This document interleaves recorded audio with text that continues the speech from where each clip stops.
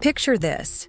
You're standing at your neighborhood block party, listening to people discuss your financial struggles and debate whether they should start a charity fund for your daughter's college education. They're speaking about you, like you're not there, like you're some kind of project case they need to solve. The kicker? You're actually worth more than all of them combined, but they can't see past the work uniform you wear every day. That's exactly what happened to me 3 months ago. And tonight, I'm going to tell you how one overheard conversation changed everything in my suburban Phoenix neighborhood.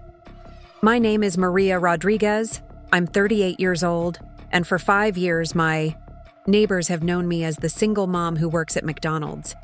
What they discovered that September evening was that I don't just work there.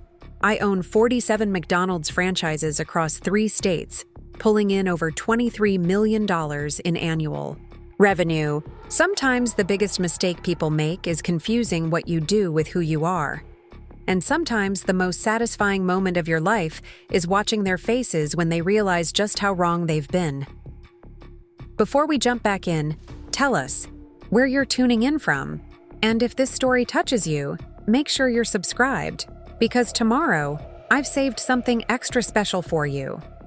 Let me take you back to where this all started, because understanding my journey means understanding why I let my neighbors believe what they wanted to believe for so long. 5 years ago, I was a completely different person living a completely different life. I had just finalized the most devastating divorce of my life, watching a 15-year marriage crumble in front of my 12-year-old daughter, Sophia's eyes. My ex-husband had been hiding debts, affairs, and financial decisions that left us both emotionally and financially shattered. But here's what people don't know about rock bottom. Sometimes it's the most solid foundation you'll ever build on. I had my MBA from Arizona State University, 15 years of corporate management experience, and a settlement that, while not massive, was enough to make one very strategic investment. While most people in my situation would have been looking for stable employment with benefits and a predictable paycheck, I was looking at business opportunities. That's when I discovered something interesting about the McDonald's franchise system. Everyone sees the golden arches and thinks entry-level employment, minimum wage, teenager's first job. But what I saw was a business model that had been perfected over decades with systems, training, and support that could virtually guarantee success if you were willing to work hard and pay attention to details. The initial investment for a McDonald's franchise ranges from $1, $3 million to $2, $3 million depending on location and restaurant type. I had enough for one location, barely, if I was smart about it. But more importantly, I had something most franchise owners don't: the willingness to actually work in my business every single day until I understood every aspect of the operation. So in March 2019, I bought my first McDonald's franchise in a growing suburban area of Phoenix. And here's where my story diverges from what everyone expected. Instead of hiring a manager and becoming an absentee owner, I put on the uniform and worked every position in that restaurant. I worked morning shifts making breakfast, afternoon, rushes handling drive-thru, late nights cleaning equipment and counting registers. My neighbors in Oakwood Heights, the middle-class subdivision where I'd bought a modest 3-bedroom house for Sophia and me, would see me leaving every morning in my McDonald's uniform. They'd wave sympathetically, sometimes making comments about how hard I was working to get back on my feet after my divorce. They meant well, but they had no idea what they were actually witnessing. What they saw was a struggling single mom taking whatever job she could get. What was actually happening was a strategic business education that most MBA programs can't provide. I was learning customer flow patterns, inventory management, staff scheduling, quality control, vendor relationships, and profit margin optimization from the ground up. Every day I spent in that uniform was like earning a doctorate in restaurant operations. The neighborhood I'd chosen, Oakwood Heights, was perfect for this phase of my life. It's the kind of place where families pride themselves on their professional achievements. Teachers, nurses, accountants, small business owners, sales representatives. Good people, hardworking people, but also people who had very specific, Ideas about what success looks like and how you're supposed to achieve it. Jessica Thompson lived 2 houses down from me in a beautiful Spanish-style home with perfectly manicured landscaping. She was 42, divorced like me, but working as a pharmaceutical sales representative, making what I'd later learn was about $180,000 a year. She drove a white BMW that she'd park in her driveway with precision, and she had this way of checking her appearance in the side mirror that told you everything you needed to know about how she saw herself. Jessica was always friendly to me, but it was the kind of friendly that came with an undertone of sympathy. She'd see me leaving for work and call out things like, "Another early shift, Maria. You're so dedicated." Or, "Hope they're treating you well over there." It was kindness, but it was also condescension wrapped in concern. She clearly saw me as someone who deserved credit for working hard despite limited options. Then there was Ashley Chen, who lived directly across the street with her husband David and their twin sons. Ashley was 39 and ran a successful accounting firm with her husband. They'd built their business over 12 years and were genuinely proud of what they'd accomplished. Their house always had 2 cars in the driveway, a practical Honda Pilot for family use and a sleek Audi sedan for client meetings. Ashley had this habit of making conversation while we waited for the school bus with our kids, and she was always pleasant, but there was something in her tone that suggested she was talking to someone who needed things explained simply. "It must be nice to have such a straightforward job," she said to me once, watching Sophia board the bus. "No stress to take home with you, no clients calling at all hours. Sometimes I envy that simplicity." I smiled and agreed that yes, it was nice to leave work at work, even though I was actually spending my evenings analyzing sales reports, reviewing employee performance metrics, and planning expansion strategies. But Ashley didn't need to know that, and I wasn't ready to explain why the woman in the McDonald's uniform was actually studying commercial real estate listings and researching franchise territory availability. The person who really set the tone for how the neighborhood saw me was Linda Morrison, a 45-year-old real estate agent who had appointed herself the unofficial social coordinator of Oakwood Heights. Linda was the kind of person who knew everyone's business, organized every neighborhood gathering, and had opinions about everything from property values to school board elections. Linda lived in the largest house on our street, a 2-story colonial with a circular driveway and seasonal decorations that she changed with precision timing. She drove a silver Lexus SUV with vanity plates that read, "Sold it," and always dressed like she was about to show $1 million property, even when she was just picking up mail. What bothered me most about Linda wasn't her success or her confidence. It was how she always introduced me to people. Never just, "This is Maria," or "Maria lives down the street." It was always, "This is Maria, who works so hard at McDonald's," or "Meet Maria. She's raising her daughter on her own and working at McDonald's." Like my job was my entire identity, like it was something that needed to be acknowledged and pitied rather than just one aspect of my life.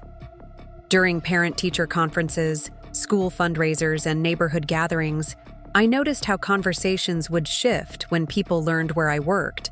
Not rudely, but subtly. Discussions about college preparation, investment strategies, or business developments would naturally flow away from including me, as if working in fast food meant I couldn't possibly understand complex topics or have valuable insights to contribute. The thing is, I let it happen. For 5 years, I let my neighbors believe exactly what they wanted to believe about my life and my limitations. Part of it was privacy. I've always been someone who keeps my business to myself. Part of it was strategy. I was genuinely learning valuable things by working hands-on in my restaurant, and I didn't want distractions or unsolicited advice about how I should be running my business. Preparing and narrating this story took us a lot of time, so if you are enjoying it, subscribe to our channel. It means a lot to us. Now back to the story. But if I'm being completely honest, part of it was also a kind of social experiment. I was curious to see how people would treat someone they perceived as having less education, fewer options, and lower social status. What I discovered was both disappointing and educational. Good people, people who considered themselves open-minded and progressive, still made assumptions based on uniforms and job titles. Meanwhile, my business was growing rapidly. By the end of my first year, I had learned enough about operations and identified enough opportunities that I was ready to expand. I purchased 2 additional franchise locations, both in high traffic, areas with strong demographics. By year 2, I owned 5 McDonald's restaurants across Phoenix. The key to my success wasn't just having the initial capital. It was understanding that most franchise owners treat their restaurants like investments rather than businesses they actively manage. They hire managers, collect checks, and hope everything runs smoothly. But I had worked every position, knew every system, and could identify problems and opportunities that absentee owners miss completely. I reinvested every dollar of profit back into expansion. While my neighbors assumed I was struggling to pay my mortgage on what they imagined was a $15 an hour salary, I was actually acquiring new territories, negotiating real estate deals, and building relationships with vendors and suppliers that gave me competitive advantages. By year 3, I owned 15 locations. Year 4 brought me to 28 franchises. And by this year, 2024, I had reached 47 McDonald's restaurants across Arizona, Nevada, and New Mexico. Each location was carefully selected based on demographic analysis, traffic patterns, and growth projections. Each restaurant was operated according to standards I had personally developed and tested. The irony of my situation became more apparent with each passing year. Jessica Thompson, with her pharmaceutical sales job and BMW, was making about $180,000 annually, certainly successful by any standard.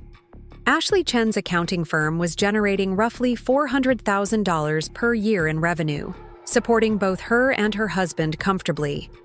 Linda Morrison's real estate business brought in approximately $250,000 annually, along with the status and recognition she craved. My 47 McDonald's franchises were generating $23 million in annual revenue. Even after expenses, franchise fees, employee costs, and reinvestment, my personal income exceeded all of their salaries combined. Yet I was still the object of their sympathy, the neighbor they worried about during economic downturns, the single mom they thought might need help making ends meet. The cognitive dissonance was fascinating.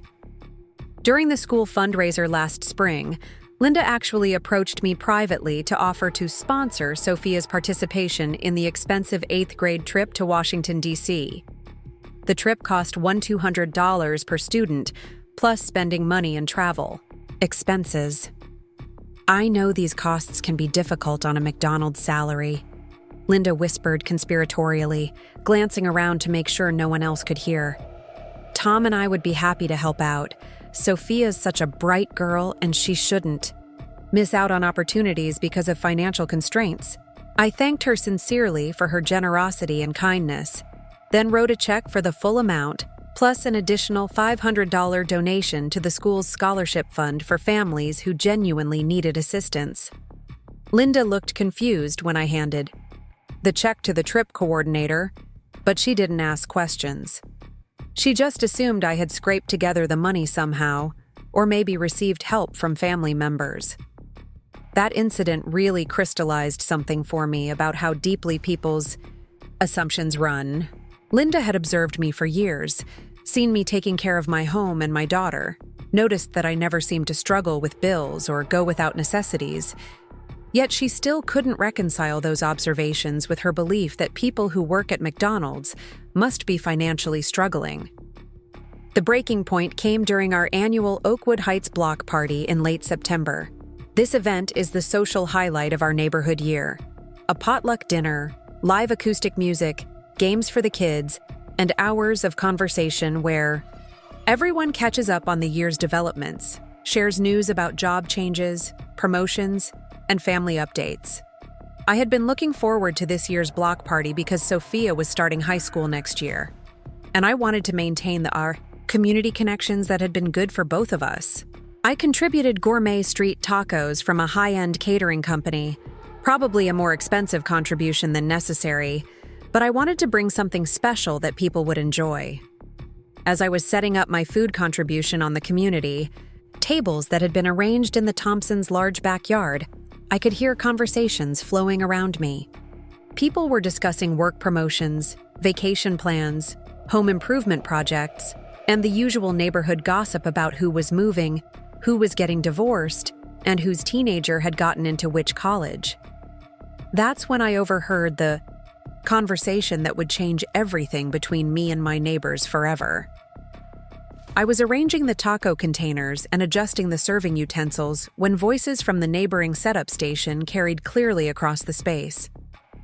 Linda Morrison was speaking to a small group that included Jessica Thompson, Ashley Chen, and Karen Williams, another neighbor I knew casually. What I heard in that moment wasn't malicious or intentionally cruel. It was worse than that. It was pity mixed with genuine concern, which somehow felt more insulting than outright hostility would have been. These women, who I had considered friends and neighbors for 5 years, were discussing my life and my finances like I was a community service project they needed to manage. The conversation I overheard revealed assumptions so deeply held and so completely wrong that I realized I had been living a double life without even meaning to.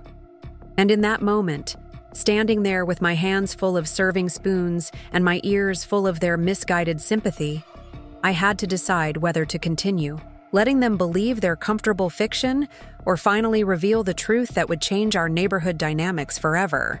"I feel so bad for Maria," Linda Morrison was saying to the small circle of women gathered around the dessert table.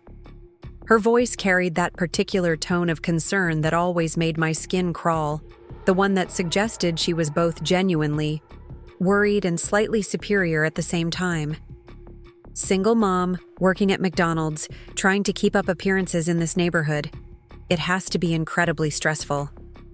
I froze with a serving spoon halfway to the taco warmer, my entire body going rigid as I realized they were talking about me just 15 feet away.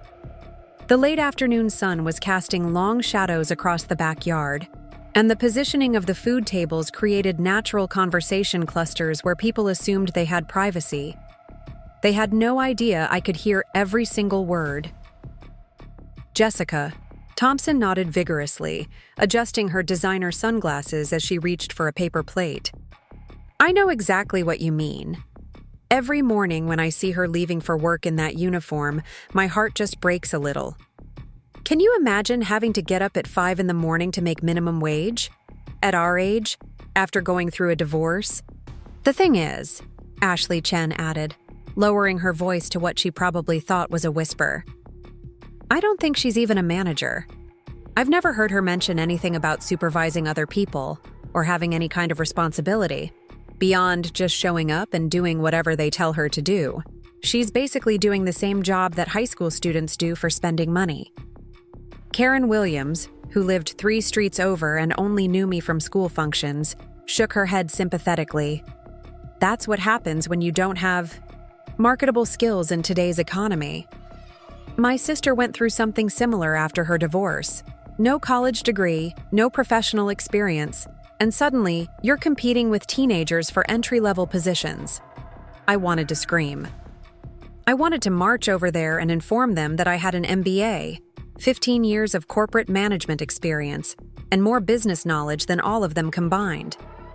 But something kept me frozen in place, listening to them dissect my supposed limitations with the casual cruelty of people who believe they're being compassionate. Linda glanced around conspiratorially before continuing. "Tom and I were actually discussing this last week. We're worried about how she's going to handle Sophia's high school expenses next year, the athletic fees, the college prep courses, the SAT tutoring. All of that adds up really quickly, and when you're making maybe $10 or $12 an hour..." "Assuming she's even making that much," Jessica interrupted. "McDonald's isn't exactly known for generous wages. She's probably making minimum wage, which is what, $8.50 in Arizona? Even if she's working full-time, that's maybe $18,000 a year before taxes." The numbers they were throwing around were so wildly inaccurate that it would have been funny if it weren't so insulting. Arizona minimum wage was actually $12.80 per hour, but more importantly, I hadn't made an hourly wage in over 4 years. My annual income from the franchise operations was approaching $2 million personally, not counting the business assets and equity I'd built up. Ashley leaned in closer to the group, her voice dropping even further. Has anyone actually asked her about her situation? Like, does she need help? I feel terrible that we're all doing well, and she's struggling right next door. I tried to help with that school trip last spring, Linda said, and I could hear the pride in her voice. At her own generosity, I offered to sponsor Sophia's Washington trip because I was sure Maria couldn't afford it. But then she just wrote a check like it was nothing. I was so confused. Maybe she borrowed the money, Karen suggested. Or maybe she has family helping her out. Some people are too proud to ask for help directly, but they'll accept it from relatives. Or maybe she's going into debt for these things, Jessica said ominously. That's what a lot of single parents do. They can't bear to let their kids miss out, so they put everything on credit cards and hope something will work out eventually. The conversation was getting worse with every exchange. Not only were they completely wrong about my financial situation, but they were actually creating elaborate scenarios to explain away any evidence that contradicted their assumptions. When I had written that check for Sophia's trip without hesitation, instead of questioning their premise that I couldn't afford it, they had invented explanations that allowed them to maintain their belief that I was struggling financially. We should do something, Ashley said firmly. I mean, we're all neighbors. We should look out for each other. Like what? Karen asked. I don't know. Maybe we could organize some kind of neighborhood fund. Nothing obvious or embarrassing. Just a way to help with Sophia's college expenses when the time comes. That girl is so smart, and she shouldn't be limited by her mom's financial situation. Linda was nodding enthusiastically. That's actually a brilliant idea. We could do it as a scholarship fund or something. Make it seem like it's based on merit rather than need. That way, Maria wouldn't feel like it was charity. Exactly, Jessica agreed. Because you know she'd never accept help if she thought it was just us feeling sorry for her. She has too much pride for that. I finally managed to move, setting down the serving spoon with hands that were trembling slightly from anger and disbelief. They were planning to create a fake scholarship fund because they had decided I was too proud to accept their charity. They were going to raise money from the neighborhood to help pay for my daughter's college education because they believed I was making minimum wage at McDonald's. The irony was so overwhelming that I almost laughed out loud. These women were worried about my ability to pay for Sophia's college when I had already opened a 529 education savings account with enough money to cover 4 years at any university in the country, plus graduate school if she wanted it.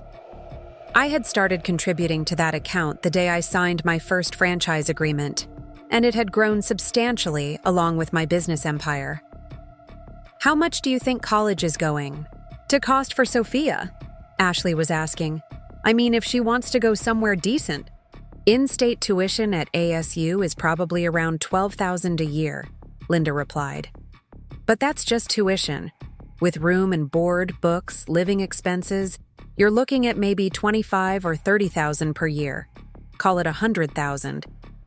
Total for a 4-year degree. On a McDonald's salary, that might as well be $1 million, Karen said grimly. There's just no way. Jessica shook her head sadly. Unless Sophia gets substantial financial aid or scholarships based on merit, she's probably looking at community college and then transferring. Which isn't necessarily bad, but it's not the same opportunities as starting at a 4-year university. I had heard enough. Actually, I had heard far more than enough. These women had just spent 15 minutes discussing my daughter's educational future, based on assumptions that were not only wrong, but laughably wrong. They were making plans to raise money for a problem that didn't exist, based on financial limitations that were the opposite of reality. But what bothered me most wasn't their inaccurate assessment of my income. It was their automatic assumption that working at McDonald's meant I must be unintelligent, unskilled, and incapable of planning for my daughter's future. They couldn't conceive of any scenario in which someone in a McDonald's uniform might actually be financially successful or educationally accomplished. The conversation was winding down, with the women agreeing to meet later in the week to discuss their scholarship fund idea in more detail. They were genuinely trying to be helpful, genuinely concerned about Sophia's future, and genuinely convinced that they were solving a problem that needed solving. Their intentions were good, which somehow made the whole situation even more frustrating.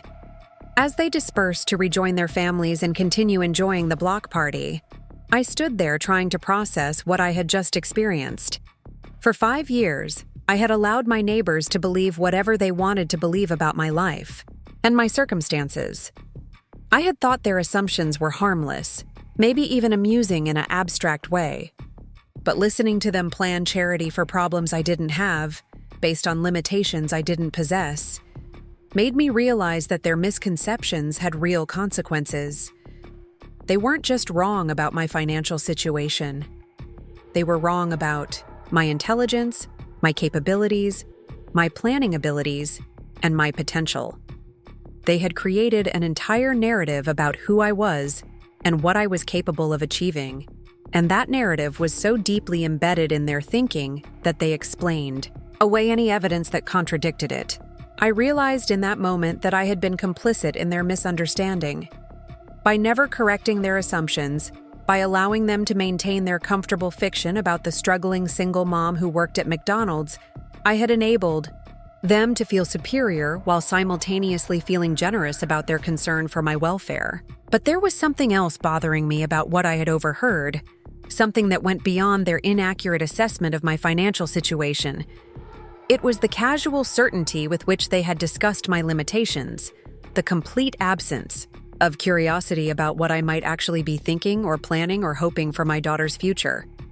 They had reduced me to a simple narrative: divorced, working class, probably not very bright, definitely struggling financially, and almost certainly in need of their guidance and assistance.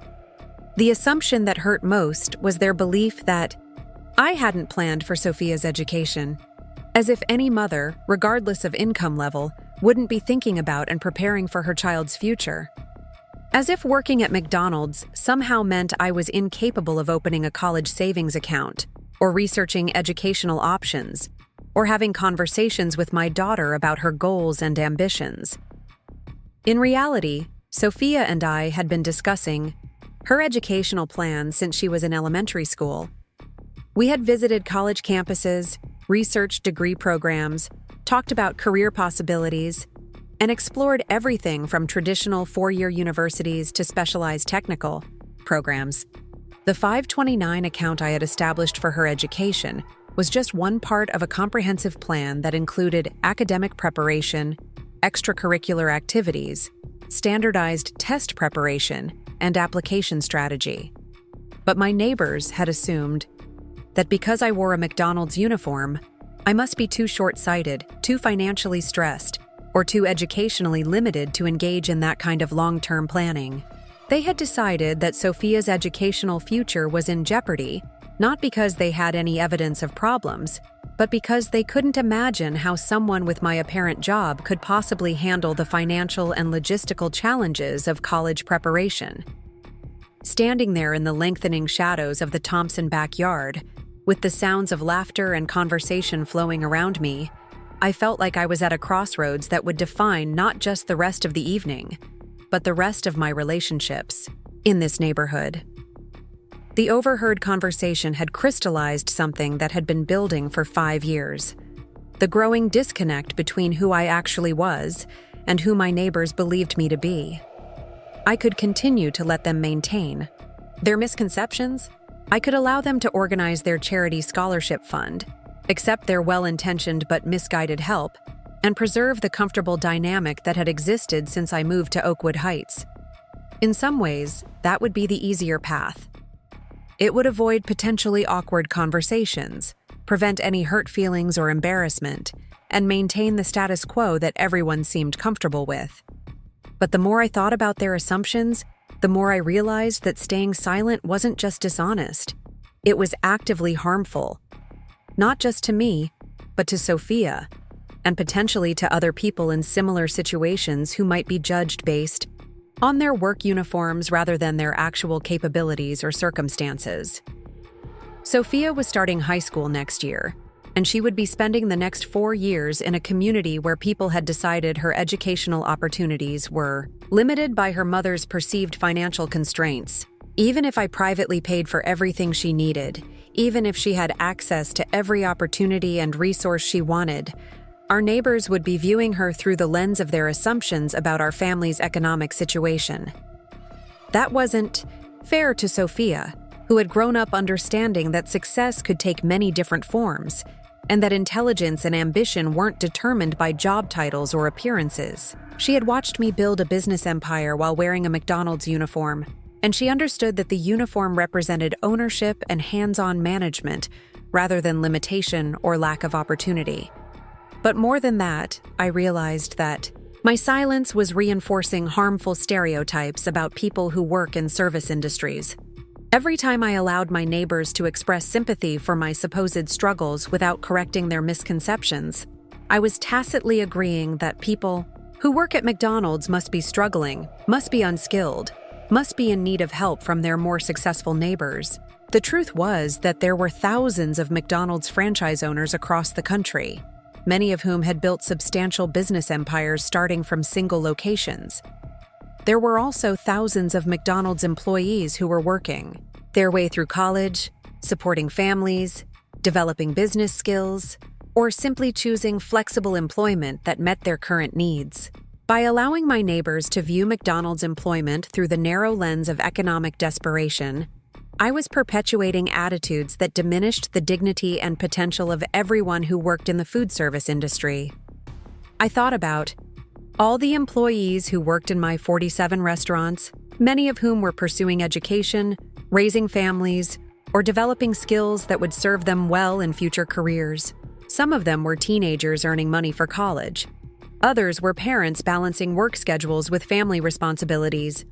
Still others were adults who had chosen food service careers because they enjoyed the work, the flexible scheduling, or the opportunity for advancement within the industry. None of them deserved to be viewed with the kind of pity and condescension I had just overheard.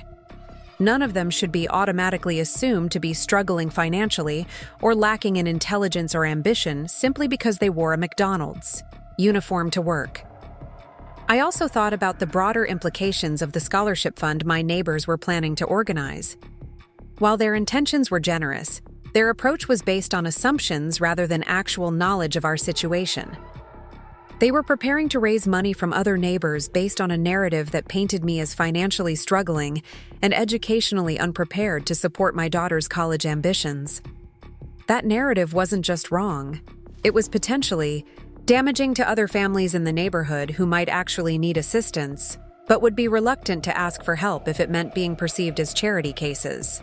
By creating a fund based on assumptions rather than actual need assessment, they were establishing a precedent that could make it harder for families with genuine financial challenges to access community support. I realized that my decision in this moment wasn't just about my own comfort or privacy. It was about challenging assumptions that could affect how my neighbors treated other people in service industry jobs, how they assessed need and worthiness for assistance, and how they understood the relationship between appearance and reality. The block party was continuing around me, with families enjoying the beautiful September evening and catching up on each other's lives. Children were playing games on the grass while adults lingered over food and conversation. It was exactly the kind of community gathering that had drawn me to Oakwood Heights in the first place. Neighbors who cared about each other and wanted to maintain connections that went beyond simple proximity.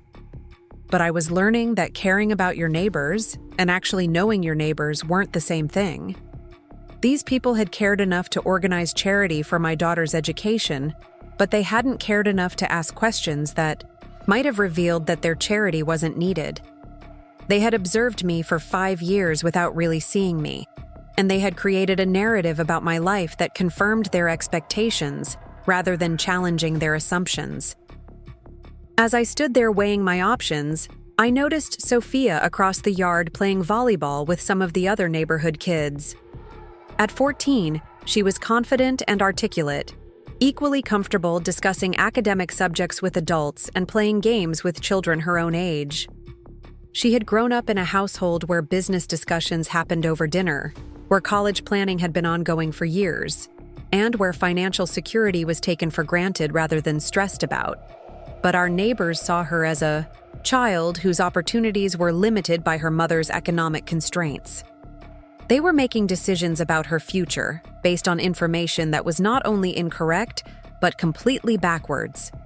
Sophia's opportunities weren't limited by financial constraints.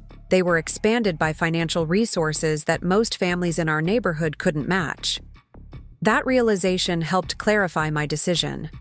I couldn't continue to allow people to make choices about my daughter's life based on fundamental misunderstandings about our family's situation. If they wanted to help families in need, they should base that help on actual need assessment rather than assumptions about what people in certain jobs must be experiencing. I also couldn't continue to let my neighbors view me through a lens that diminished both my accomplishments and my intelligence, not because I needed their validation or recognition, but because their misconceptions were affecting their behavior in ways that could have real consequences for my family and for other people they encountered who didn't fit their expectations. The decision wasn't whether to announce my business success for the sake of impressing people or proving a point. The decision was whether to continue enabling misconceptions that were harmful to multiple people, or to provide information that might encourage my neighbors to question their assumptions and approach future situations with more curiosity and less certainty about what people's appearances told them about their circumstances. I decided that honesty and authenticity were more important than comfort and convenience. But I also decided that the revelation needed to happen naturally, in a context where it would be informative rather than confrontational, and in a way that would encourage reflection rather than defensiveness. The opportunity would come. Block parties were notorious for conversation that moved from casual updates to more substantive discussions about work, family, and future plans. At some point during the evening, someone would ask about my job or my plans for Sophia's education, and I would have the chance to provide information that might surprise them but wouldn't embarrass them for their previous assumptions. About 2 hours after the overheard conversation, as the sun was setting and people were gathering around the fire pit that Tom Morrison had lit in the center of the backyard, the conversation began to shift toward more personal topics. The casual mingling of the early evening was giving way to the deeper discussions that happened when neighbors felt relaxed and connected.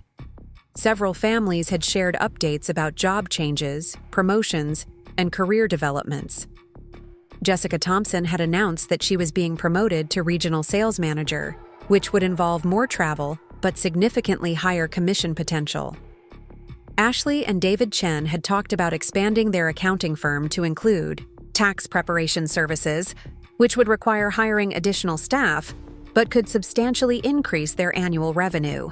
Linda Morrison had dominated several minutes of conversation describing a commercial real estate deal she was working on that would be the largest transaction of her career if it closed successfully. She was clearly proud of the professional milestone and enjoyed having an audience of neighbors who could appreciate the complexity and significance of what she was accomplishing.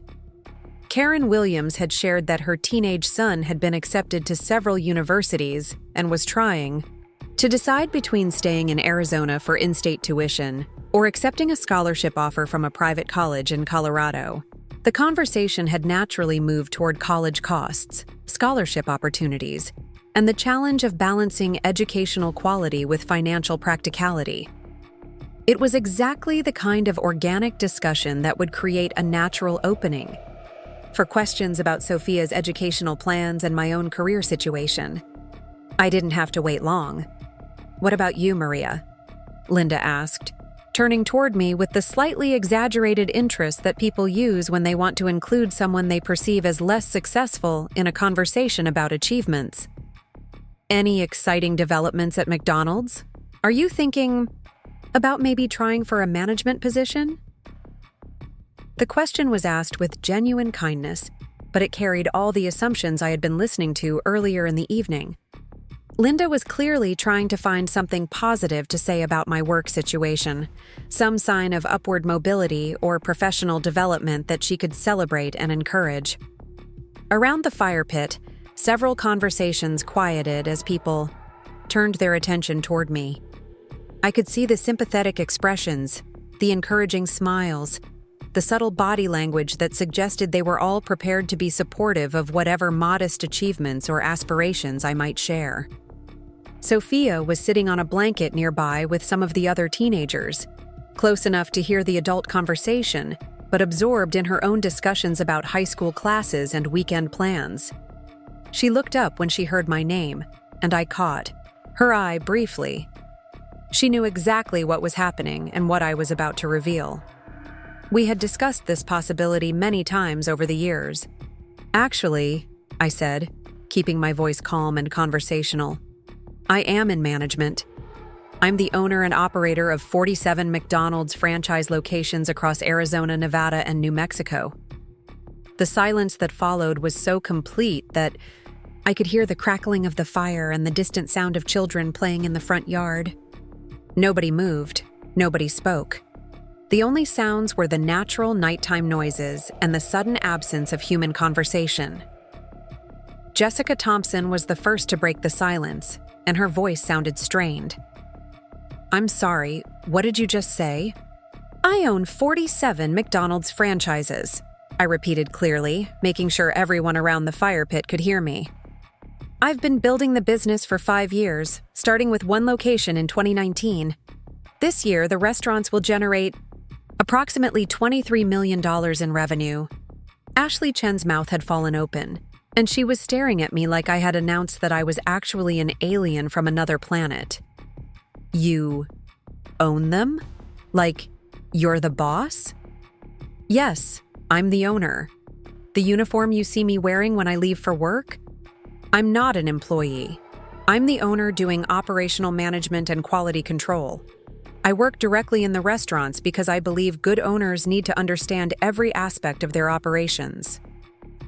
David Chen, who had been quiet during most of the evening's conversations, leaned forward with sudden interest. 47 locations? That's a substantial franchise operation. What's your average revenue per location? I appreciated that his first instinct was to ask intelligent business questions rather than simply expressing shock. "It varies by location, but we average about $490,000 in annual revenue per restaurant. The locations in high-traffic areas do significantly better, while some of the newer locations are still building their customer base." Linda Morrison was looking at me with an expression I had never seen before, somewhere between confusion and what might have been embarrassment. "But Maria, you work there. We see you leaving for work every morning in your uniform." "I work at my businesses, yes. Effective franchise ownership requires hands-on involvement. I spend time at different locations every week, managing staff, ensuring quality standards, overseeing inventory and supply chain issues, and developing expansion strategies." The conversation around the fire pit had completely stopped. People from other parts of the backyard were beginning to notice the silence and drift over to see what was happening. I could see neighbors approaching with curious expressions, sensing that something significant was being discussed. "23 million?" Jessica whispered, as if saying it quietly would somehow make it less real or overwhelming. "Annual revenue," I confirmed. "Obviously, that's not all profit. Franchise operations have substantial expenses, employee costs, rent, utilities, inventory, franchise fees, equipment maintenance, marketing, insurance. But it's been a very successful business venture." Tom Morrison, Linda's husband, had joined the circle and was looking back and forth between his wife and me with obvious confusion. "What's going on? What did I miss?" "Maria just told us she owns 47 McDonald's restaurants," Ashley said, her voice still carrying disbelief. 47? Tom's eyebrows shot up. "Seriously? That's a major franchise operation. How long have you been building that?" 5 years, I replied. I started with one location after my divorce and have been expanding systematically based on market analysis and available territory. The group was growing as more neighbors realized something important was happening around the fire pit. I could see people approaching from different parts of the backyard, drawn by the sudden intensity of conversation and the unusual silence that had preceded it. "Wait," Karen Williams said slowly, as if she was working through a complex problem. "If you own 47 McDonald's restaurants, why are we?" She stopped mid-sentence, clearly realizing that she was about to reference the scholarship fund conversation I wasn't supposed to have heard. "Why are you what?" I asked gently, giving her the opportunity to finish her thought or change direction. Karen glanced around nervously at the other women who had been part of the earlier conversation. "Nothing. I'm surprised. I had no idea." But Linda Morrison was apparently ready to address the elephant in the room directly. "Maria, if you're that successful, why didn't you ever say anything? Why let people think you were just working there as an employee?" It was a fair question, and one I had been preparing to answer. "I never said I was just an employee. You assumed that based on my work uniform. I've always been honest about working at McDonald's. I just never specified that I owned the restaurants rather than being employed by someone else. But you must have known what people were thinking," Jessica said, and there was a note of something like accusation in her voice. "You must have realized that people were worried about you financially." I took a deep breath, realizing that this was the crucial moment in the conversation. How I responded to that accusation would determine whether this revelation led to better understanding or simply created new tensions and resentments. "I did realize that people were making assumptions," I said carefully. "And I probably should have corrected those assumptions sooner. But I was genuinely learning valuable things by working hands-on in my restaurants, and I've always been a private person about my business affairs." "A private person?" Linda's voice was rising slightly. "We were talking about organizing a scholarship fund for Sophia's college expenses because we thought you couldn't afford them." The statement hung in the air like an accusation, and I realized that the conversation was about to become much more difficult than I had anticipated. The admission about the scholarship fund changed the entire dynamic around the fire pit. What had been surprise and curiosity was rapidly shifting toward something that felt much more charged and potentially hostile. I could see in Linda's expression that she was embarrassed about being caught planning charity for someone who didn't need it, and embarrassment was quickly turning into defensive anger. "You knew we were worried about you," Ashley said, her voice carrying a note of accusation that matched Linda's tone. "You knew we thought you were struggling financially, and you just let us go on thinking that?" I felt Sophia's attention shift toward our conversation from where she was sitting, with the other teenagers. This was exactly the kind of confrontation I had hoped to avoid, but I realized that once the truth was out, there was no way to control how people would react to having their assumptions challenged. "I never asked anyone to worry about me," I said, keeping my voice calm despite the growing tension. "I never presented myself as struggling or asked for financial assistance. You made assumptions based on limited information, and I chose not to correct those assumptions because they weren't affecting my ability to take care of my family." "Limited information?" Jessica's voice was sharp now. "We see you leaving, for work in a McDonald's uniform every morning. What were we supposed to think?" "You could have thought that I work at McDonald's," I replied. "Which is true. You could have assumed that I had my reasons for working there, whatever those reasons might be. Instead, you decided that working at McDonald's automatically meant I must be financially struggling and educationally limited." The accusation was direct, and I could see it hit home with several people around the fire pit. But instead of encouraging reflection, it seemed to make them more defensive. "That's not fair," Karen protested. "Most people who work at McDonald's are making minimum wage. It's not unreasonable to assume that someone in that situation might have financial challenges." Most people who work at McDonald's are not franchise owners, I countered, but some are. Most people in McDonald's uniforms are employees, but some are owners who believe in hands-on management. The point is that you made assumptions without ever asking questions that might have given you more complete information. Linda Morrison was clearly struggling with embarrassment that was rapidly turning into anger. So what? You were just laughing at us this whole time? Thinking we were stupid for being concerned about our neighbor? I was never laughing at anyone, I said firmly. And I don't think you're stupid, but I do think you were making judgments based on appearances, rather than taking the time to actually get to know me or understand my situation. Tom Morrison, who had been listening to the exchange with growing discomfort, tried to inject some calm into the conversation. I think maybe we're all getting a little heated here. Maria, congratulations on your business success. That's really impressive. And I think we can all agree that there were some misunderstandings that probably should have been cleared up sooner. But Linda wasn't ready to de-escalate. Misunderstandings? We were about to raise money from the entire neighborhood to help pay for Sophia's college education. Do you have any idea how embarrassing this is? It doesn't have to be embarrassing, I said. You were trying to help someone you thought needed assistance. That's admirable, even if the assistance wasn't actually needed. But you made us look like fools, Ashley said bitterly. All this time, we've been treating you like you needed our sympathy and support, and you were actually more successful than any of us. That statement revealed something important about what was really bothering my neighbors. It wasn't just that they had been wrong about my financial situation. It was that being wrong meant they had been in the position of offering sympathy and assistance to someone who was actually in a better financial position than they were. The social hierarchy they had assumed was completely backwards, and that reversal was deeply uncomfortable for them. I never wanted your sympathy, I said quietly.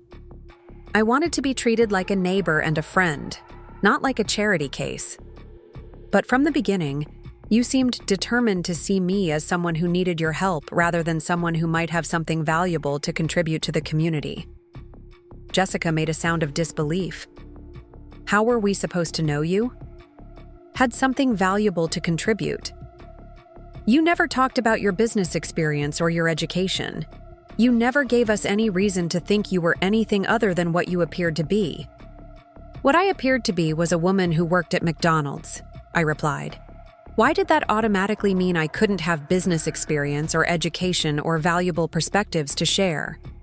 Why did you assume that people who work in fast food must be less intelligent or less capable than people who work in sales or accounting or real estate? The question hung in the air, and I could see that it was making people uncomfortable in a different way now. They were beginning to realize that their assumptions hadn't just been about me personally, they had been about an entire category of people based on their employment.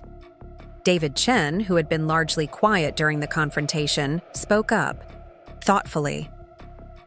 I think Maria has a point. We did make assumptions about what working at McDonald's meant about her education and capabilities, and those assumptions were clearly wrong. His wife Ashley shot him a look that suggested she didn't appreciate his support for my position. It's not about the job itself, she said defensively. It's about being honest with your neighbors. If you're a successful business owner, why hide that? Why not share that information with people who thought they were your friends? Because I wanted people to get to know me as a person rather than judging me based on my financial status, I said.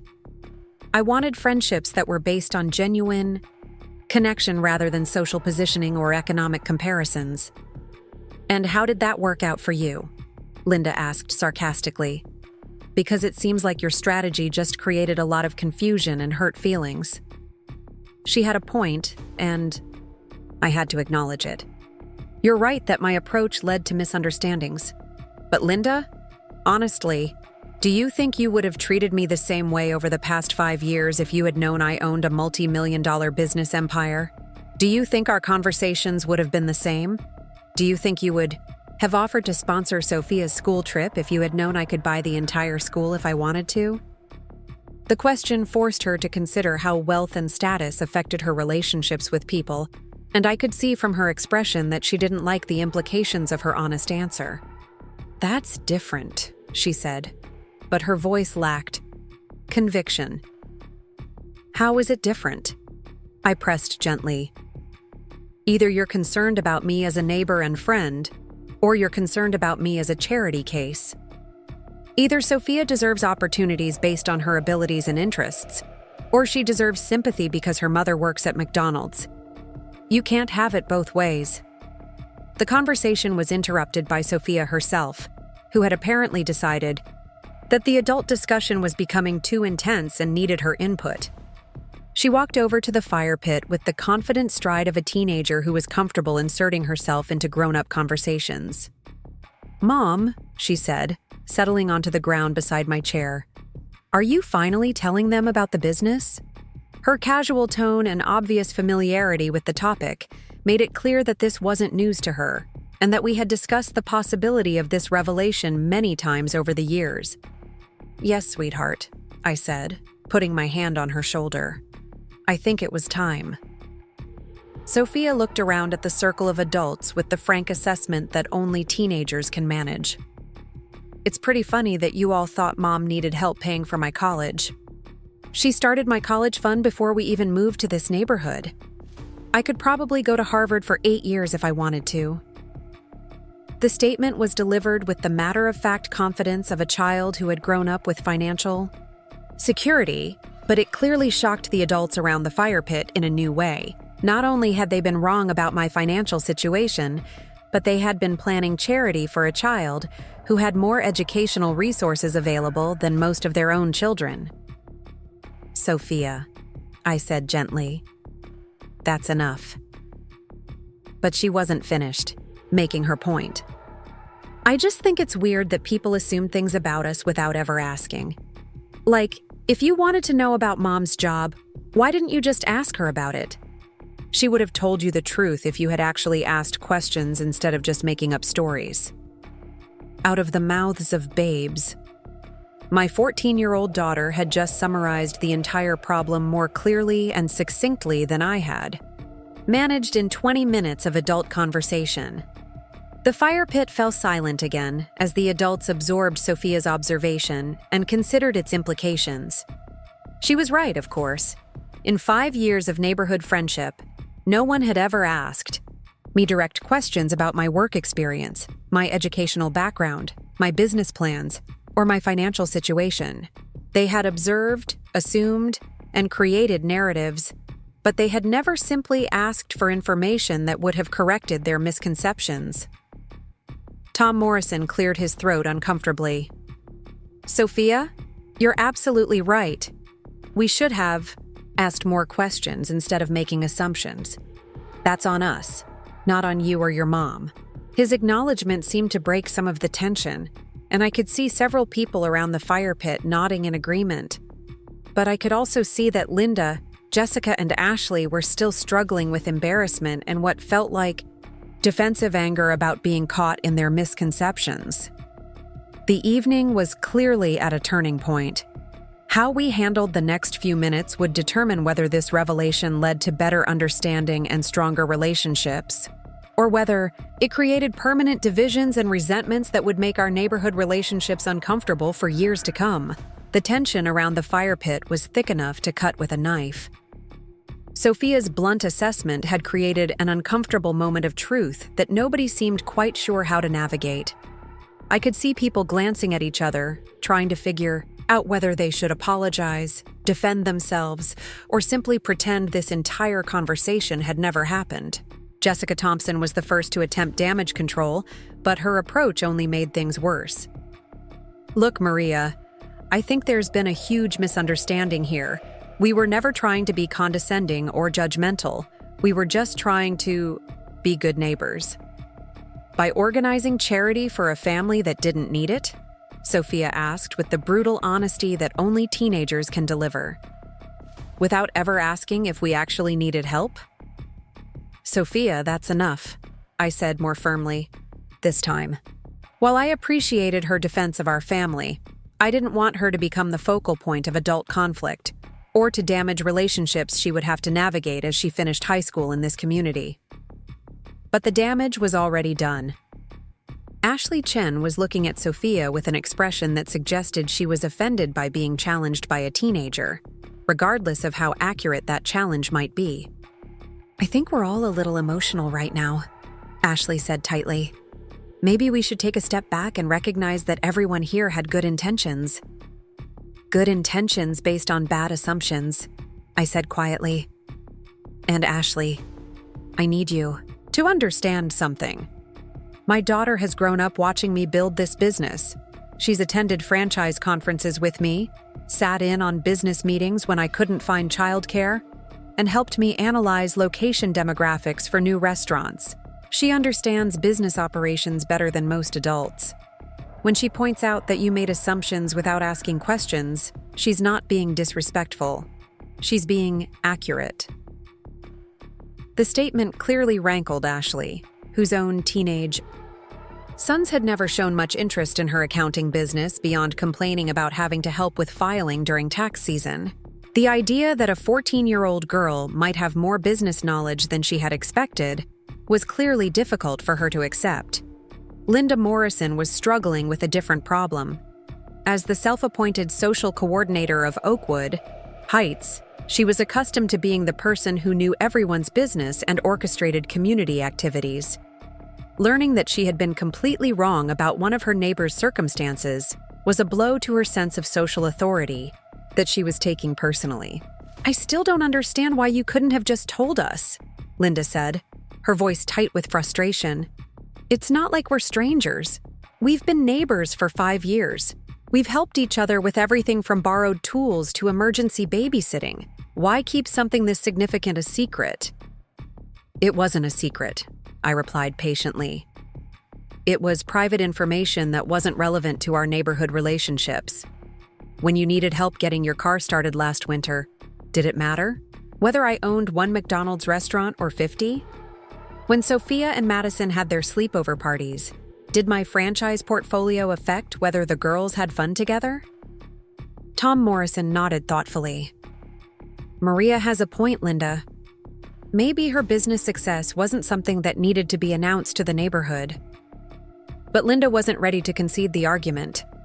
"It becomes relevant when people are trying to help you, Tom. If we had known the real situation, we could have focused our charity efforts on families who actually needed assistance."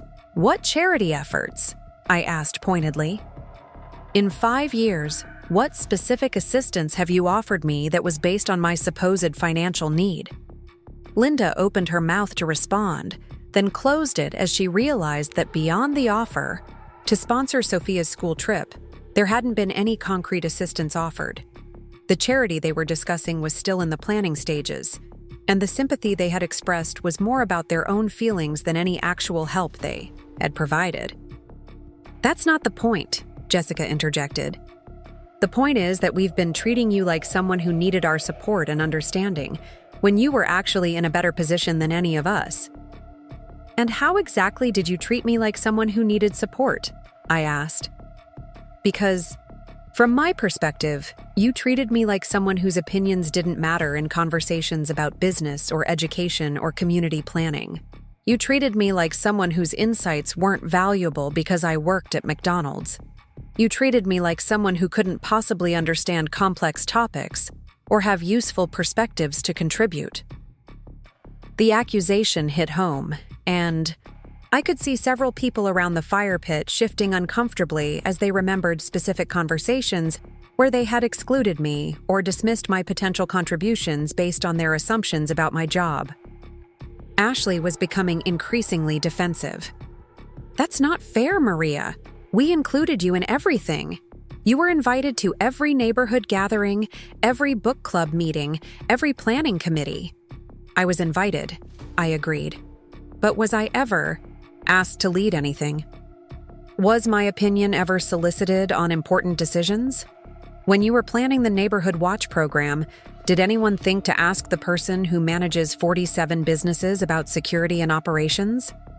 When you were organizing the school fundraiser, Did anyone consider that someone with franchise experience might have insights about event planning and logistics?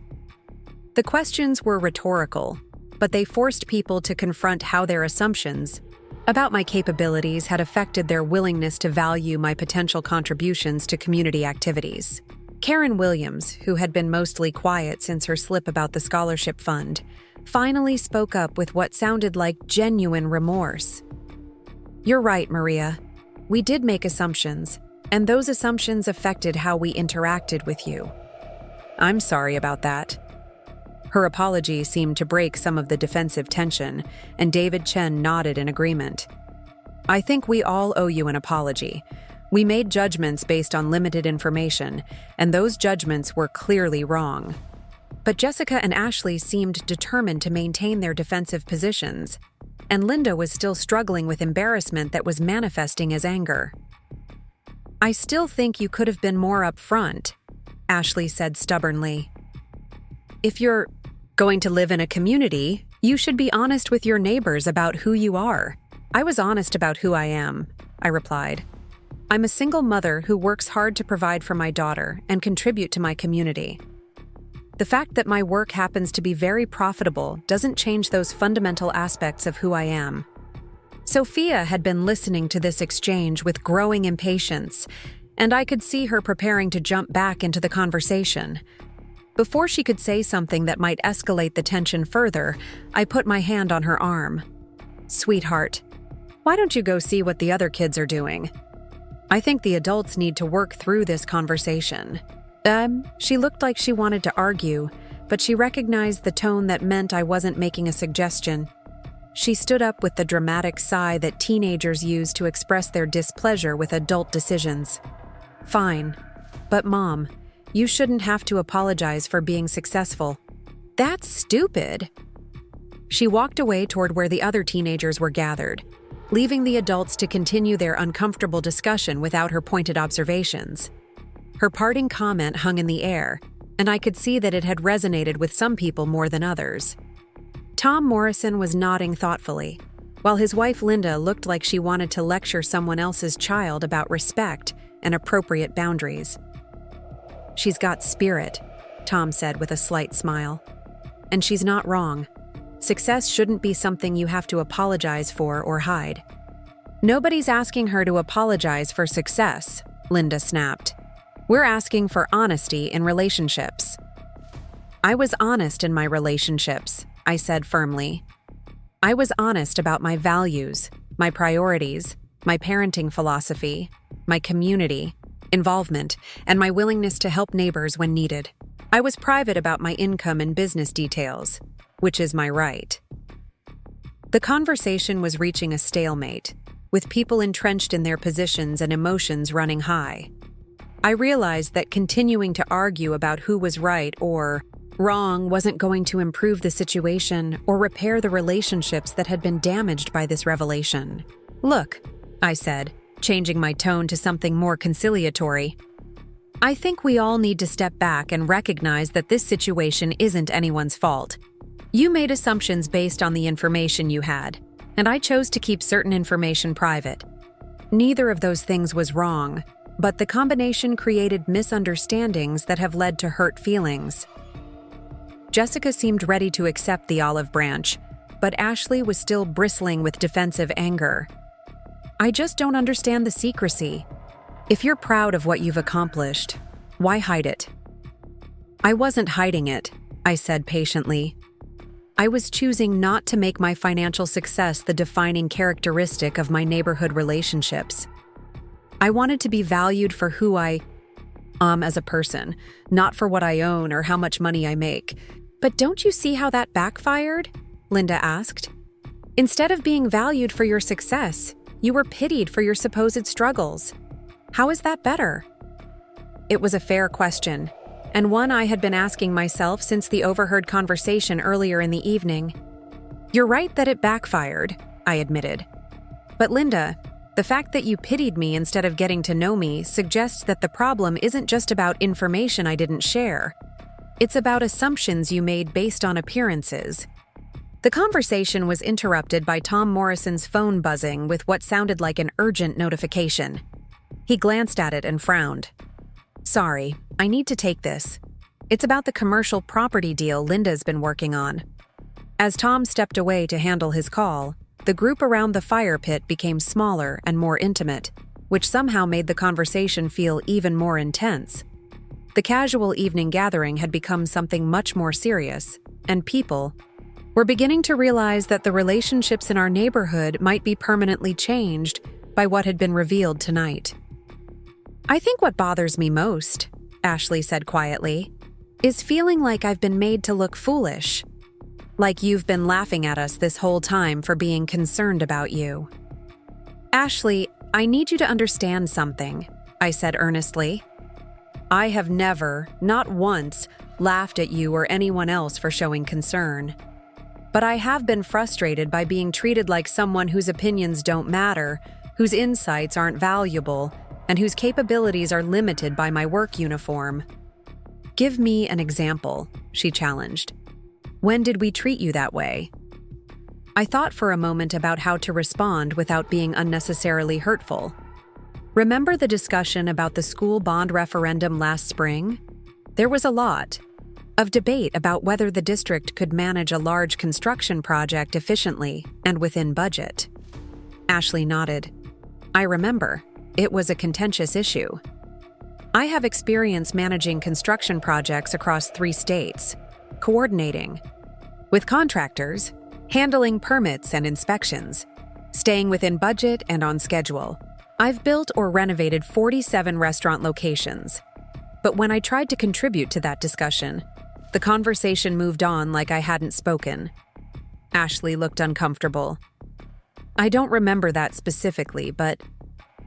Or the conversation about small business impacts from the proposed zoning changes. I manage small businesses that are directly affected by zoning regulations, employment law, health department requirements, and local ordinances. But my perspective wasn't solicited or valued in those discussions. The examples were making people uncomfortable because they were forcing them to confront how their assumptions had affected their behavior in ways they hadn't consciously recognized. David Chen, who had been listening thoughtfully, spoke up. Maria, I think you're right that we made assumptions that affected how we valued your potential contributions. But I also think you could have corrected those assumptions at any time. I could have, I agreed. But David, why should I have to announce my financial success to be treated with basic respect and consideration? Why should my income level determine whether my opinions are worth hearing? The question went to the heart of what was really bothering me about the entire situation. It wasn't just that they had been wrong about my financial circumstances. It was that their assumptions about my economic status had affected their willingness to value me as a complete person with valuable perspectives and experiences. As the evening progressed and the initial shock of my revelation wore off, the conversation began to shift toward deeper questions about assumptions, community relationships, and what it meant to really know your neighbors. The fire pit had become a kind of impromptu forum for examining beliefs and behaviors that people usually left unexamined. Jessica Thompson, who had been one of the most defensive participants in the earlier discussion, seemed to be grappling with something that went beyond simple embarrassment about being wrong. Maria, can I ask you something honestly? She said, her voice quieter than it had been all evening. Of course. If the situation were reversed, if I had been working at McDonald's and you had my job in pharmaceutical sales, do you think you would have made the same assumptions we made? It was a thoughtful question, and one that deserved a thoughtful answer. I considered it carefully before responding. I hope I would have been more curious about your background and experience before making judgments about your capabilities. But Jessica, I can't say with certainty that I wouldn't have made some of the same mistakes you made. That's honest, she said.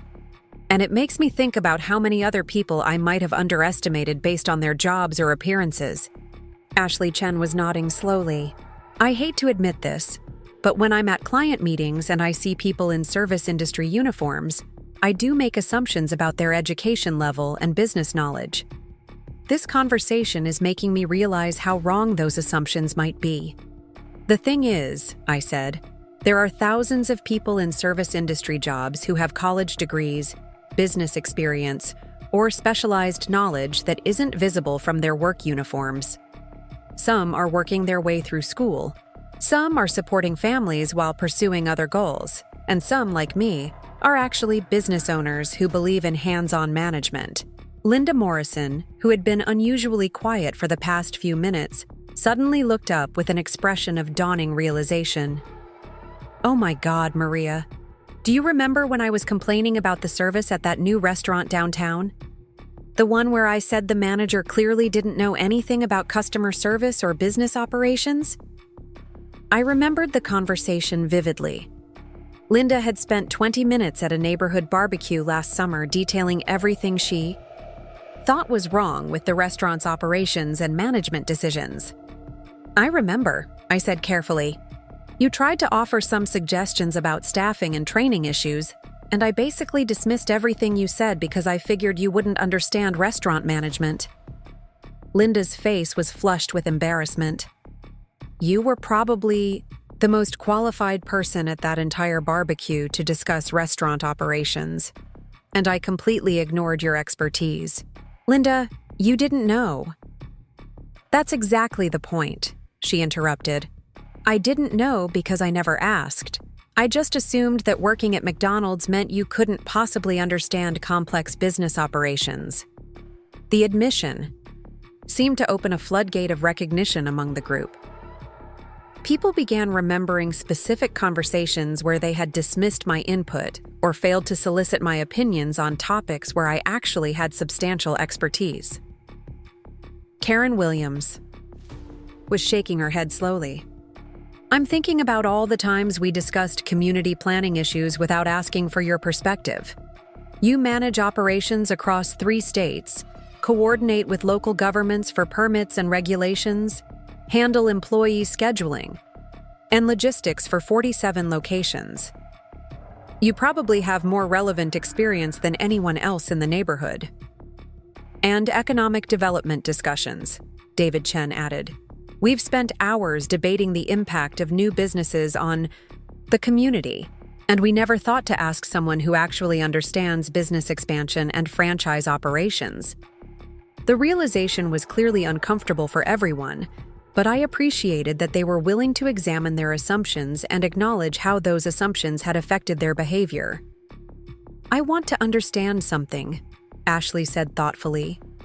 "When you were listening to us discuss community issues where you had relevant expertise, how did it feel to have your potential contributions ignored or dismissed?"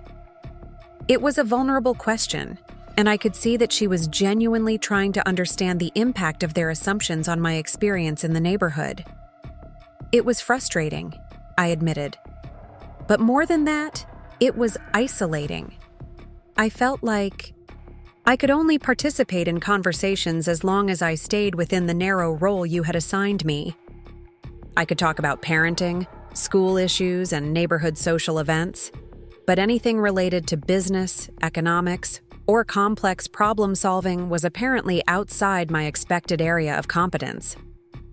"That must have been incredibly lonely," Jessica said quietly. "It was," I confirmed. "Especially because I moved to this neighborhood specifically because I wanted Sophia to grow up in a community where she could see examples of people working together to solve problems and support each other. But I felt like I could only be half present in that community because half of who I am was apparently not welcome in most conversations." The fire pit fell silent as people absorbed the implications of what I had shared. The revelation about my business success was significant, but the real issue was deeper than financial misconceptions.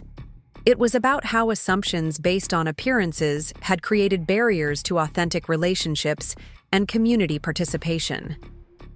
Tom Morrison returned from his phone call and immediately noticed the change in atmosphere around the fire pit.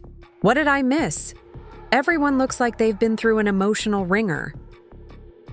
"We've been talking about assumptions and how they affect relationships," his wife Linda said quietly. "And I think we've all learned some uncomfortable things about ourselves." Tom looked around the circle with concern. "Uncomfortable how?"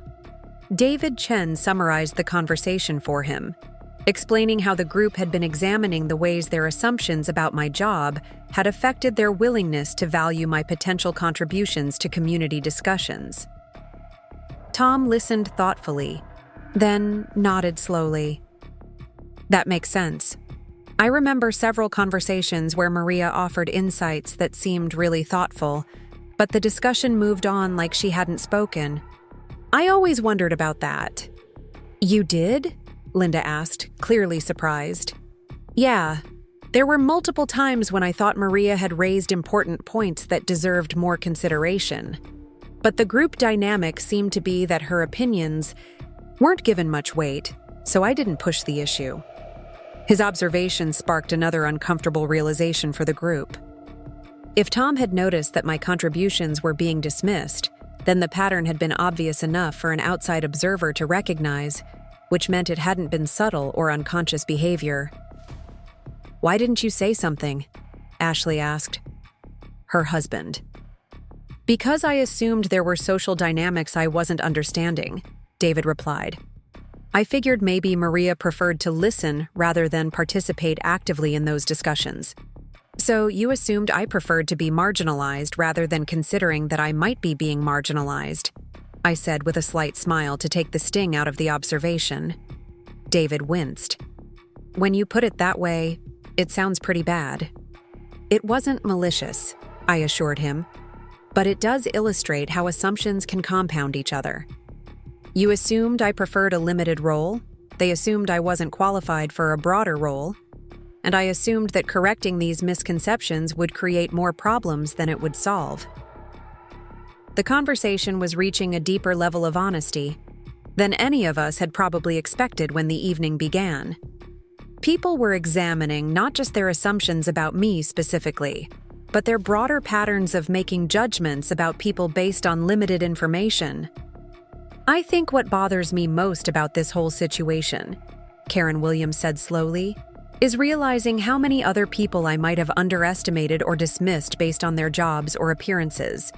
If I was this wrong about someone I've known for 5 years, how many strangers have I misjudged in casual interactions? That's exactly what I was thinking, Jessica agreed. This conversation is making me reconsider a lot of interactions I've had with service workers, retail employees, restaurant staff. How many times have I assumed that someone couldn't understand complex topics or have valuable insights because of the uniform they were wearing? The discussion was becoming broader than our specific neighborhood relationships. It was touching on fundamental questions about how people assess each other's worth and capabilities based on superficial indicators. There's something else that's bothering me, Ashley said hesitantly. Maria, when you were working in your restaurants, did other customers ever treat you dismissively because they assumed you were just an employee? Frequently, I said. Customers would sometimes talk about me like I wasn't there, complain about McDonald's corporate policies to me like I had no understanding of business operations, or treat me like I couldn't possibly comprehend their concerns about food quality or service issues. And you just had to take it? I chose to take it because I was learning valuable things about customer perspectives and operational challenges. But yes, there were many times when people spoke to me or about me in ways they would never have used if they had known I owned the restaurant they were standing in. That must have been infuriating, Linda said. It was educational, I replied. It taught me a lot about customer service from the receiving end, and it also taught me a lot about how quickly people make judgments based on uniforms and job titles. The conversation was interrupted by Sophia returning from wherever she had been socializing with the other teenagers. She approached the fire pit with the confident stride of someone who assumed she would be welcome in any conversation. Are you guys still talking about this? She asked, settling back onto the ground beside my chair. Because honestly, I think you're making it more complicated than it needs to be. How so, sweetheart? I asked, curious to hear her perspective on the adult drama that had consumed the last hour. Well, you made assumptions about Mom based on her job, and you were wrong. Now you know better, so you can make better assumptions in the future. And Mom, you probably should have mentioned the business thing sooner, because it would have prevented a lot of confusion. The adults around the fire pit looked somewhat stunned at having their complex emotional and philosophical discussion reduced to such straightforward terms by a 14-year-old. But Sophia, Ashley said, it's not that simple. We're talking about prejudice and assumptions that go deeper than just your mom's situation. Sophia shrugged. Yeah, people make assumptions. That's what people do. The question is whether you learn from being wrong or whether you just get defensive and keep making the same mistakes. Her assessment was uncomfortably accurate, and it forced the adults to consider whether they were more interested in defending their past behavior or learning from their mistakes. Sophia's matter-of-fact assessment seemed to cut through much of the defensive tension that had been building throughout the evening. Her teenage perspective on the situation was both refreshing and challenging, forcing the adults to consider whether they were overthinking something that could be resolved, with acknowledgement, learning, and changed behavior going forward. You know what, Sophia? Tom Morrison said with a chuckle. You might be the wisest person in this conversation. Sometimes adults make things more complicated than they need to be because we're too proud to admit when we've made mistakes. Exactly, Sophia said with the confidence of someone whose point had just been validated by an adult. Like Mom could have told you about the business earlier, and you could have asked more questions instead of just assuming things. But none of that matters now unless you're going to keep being weird about it. Linda Morrison looked like she wanted to lecture Sophia about appropriate ways for teenagers to address adults. But Tom put his hand on his wife's arm in a gesture that suggested she should let the comment pass. Sophia's right, Jessica said, and I could hear something like relief in her voice. We've all learned something important tonight about assumptions and communication. The question is what we do with that learning going forward. I think the first thing we need to do is apologize, Ashley said, looking directly at me. Maria, I'm sorry for making assumptions about your financial situation and your capabilities based on your job. I'm sorry for not asking better questions that might have given me more complete information about who you are and what you bring to our community. Her apology was clearly genuine, and it seemed to open the door for others to express similar sentiments. I'm sorry too, Karen Williams added, and I'm especially sorry about the scholarship fund discussion.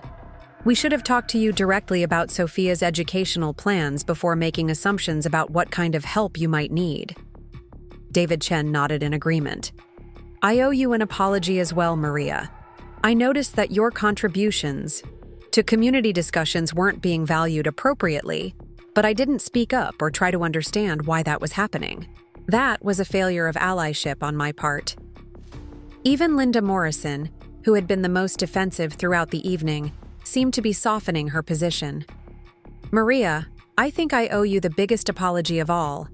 As someone who considers herself a community leader, I should have made more effort to really get to know all of my neighbors instead of making assumptions based on appearances. I'm embarrassed about the scholarship fund idea, but I'm more embarrassed about how I've undervalued your potential contributions to our neighborhood. The apologies were meaningful, but I could see that people were also struggling with how to move forward from this point. The revelation about my business success had fundamentally changed the neighborhood dynamic, and it wasn't clear how relationships would evolve from here. I appreciate all of your apologies, I said sincerely, and I want you to know that I don't hold any grudges about the assumptions you made. But I also want to be clear about something going forward. I paused to make sure I had everyone's attention before continuing. I don't want to be treated differently now because you know about my business success. I don't want to suddenly become the person whose opinion matters more because you've learned I have money. I want to be valued for my ideas, my experience, and my willingness to contribute to our community, not for my financial status. But Maria, Linda said, you have to understand that your business experience is genuinely valuable to our community discussions. We should have been soliciting your input on economic development, zoning issues, small business impacts. That's not about treating you differently because you have money. It's about recognizing expertise that we were too blind to see before. She had a valid point, and it highlighted one of the complexities of the situation. How do you acknowledge someone's professional expertise without making their worth contingent on their financial success? You're right that my business experience is relevant to some community discussions, I agreed. But I want to make sure that my value as a neighbor and community member isn't dependent on that expertise. I want to be included and respected whether we're talking about business development or organizing block parties. Sophia, who had been listening to this exchange with the patient expression teenagers use when adults are overcomplicating simple concepts, spoke up again. Mom, I think you're overthinking this too. If people want to ask your opinion about business stuff because you know about business, that's good. If they want to hang out with you because you're fun to be around, that's also good. It doesn't have to be complicated. Her perspective was refreshing in its simplicity, but it also revealed something important about how the next generation might approach these issues differently than adults who had been socialized with more rigid ideas about social hierarchies and class distinctions. You know what I find interesting about this whole conversation? Tom Morrison said thoughtfully. We've been talking about assumptions based on job titles and financial status, but we haven't talked much about other kinds of assumptions we make about people. What do you mean? Ashley asked. Well, we assumed Maria was struggling financially because she worked at McDonald's. But what other assumptions do we make based on race, gender, age, accent, clothing, car, neighborhood? How many people do we underestimate or dismiss based on characteristics that have nothing to do with their intelligence, capabilities, or worth as human beings? The question opened up an even broader discussion about unconscious bias and the ways people make snap judgments about each other based on superficial characteristics. It was clear that the evening's revelations had sparked something deeper than just reconsiderations about one neighbor's circumstances. I think that's exactly the conversation we need to be having, David Chen said. Not just as neighbors, but as a community that wants to be more inclusive and more thoughtful about how we treat all people. Jessica was nodding enthusiastically. Maybe this could be a learning opportunity for the whole neighborhood. We could organize discussions about assumptions and unconscious bias, invite speakers, maybe even do some community-wide reflection about how we can be more inclusive. That's a great idea, Karen Williams agreed. And Maria, maybe you'd be willing to share your story more broadly? I think other people could learn from what we've experienced tonight. I was touched by their enthusiasm for turning this awkward situation into a community learning opportunity, but I was also wary of becoming the poster child for overcoming assumptions or the designated expert on workplace prejudice. I'd be happy to participate in community discussions about these issues, I said carefully, but I don't want my story to become the focus rather than the broader principles we're trying to address. Of course, Jessica assured me. The point wouldn't be to showcase your specific situation, but to encourage people to examine their own assumptions and biases. The conversation was moving in a positive direction, but I could see that some people were still processing the emotional impact of the evening's revelations. Change in perspective doesn't happen instantly, and I knew it would take time for new understanding to translate into consistently different behavior. I think we should probably wrap up this conversation for tonight, I suggested, glancing around at faces that showed signs of emotional exhaustion. We've covered a lot of ground, and I think everyone needs time to process what we've discussed. You're right, Linda agreed. But Maria, I want you to know that I'm grateful this conversation happened, even though it was uncomfortable. I learned important things about myself tonight that I needed to learn. We all did, Ashley added. And I'm looking forward to getting to know you better as the person you actually are, rather than the person I assumed you were. As people began gathering their belongings and preparing to leave the Morrison backyard, there was a sense that something significant had shifted in the neighborhood dynamic. The relationships among these families would never be quite the same, but that change felt more like evolution than destruction. Sophia stood up and stretched, clearly ready to head home after what had turned into a much longer evening than anyone had anticipated. "Mom, can we get ice cream on the way home? All this talking made me hungry." "Sure, sweetheart," I said, grateful for her ability to return to normal teenage concerns after witnessing what had been a pretty intense adult discussion. As we walked toward our car, I reflected on how the evening had unfolded.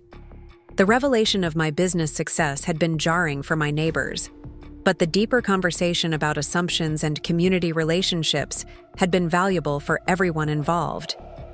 Whether it would lead to lasting change in how people treated each other remained to be seen, but at least the seeds of greater awareness had been planted. "Mom," Sophia said as we buckled our seatbelts, "do you think they'll actually change how they treat people? Or do you think they'll just be more careful around you because they know you have money?" It was a perceptive question that got to the heart of my concerns about how this revelation might affect future relationships.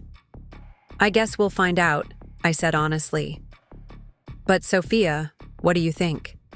Do you believe people can really change their assumptions and biases? Or do they just learn to hide them better?" She considered the question seriously as I started the car. "I think some people can change if they really want to, but I also think some people will just pretend to change while still thinking the same things privately. And how do we tell the difference?" "Time," she said with the wisdom of someone who had grown up observing adult behavior with clear eyes. "Time will show you who really learned something and who's just being polite because they got caught being wrong." As we drove through the quiet streets of Oakwood Heights toward the ice cream shop, I realized that my daughter had probably learned as much from this evening as the adults had. She had seen how assumptions could damage relationships, how difficult it could be for people to admit their mistakes, and how genuine change required more than just saying the right words. The evening hadn't gone at all as I had expected when I decided to attend the block party, but perhaps that was appropriate. Real change rarely happens according to plan, and the most important conversations often emerge from unexpected moments of truth. 6 months had passed since that September evening when everything changed at the Morrison backyard fire pit. The ice cream shop visit with Sophia that night had become a symbol in my mind of how quickly life could shift from one reality to another.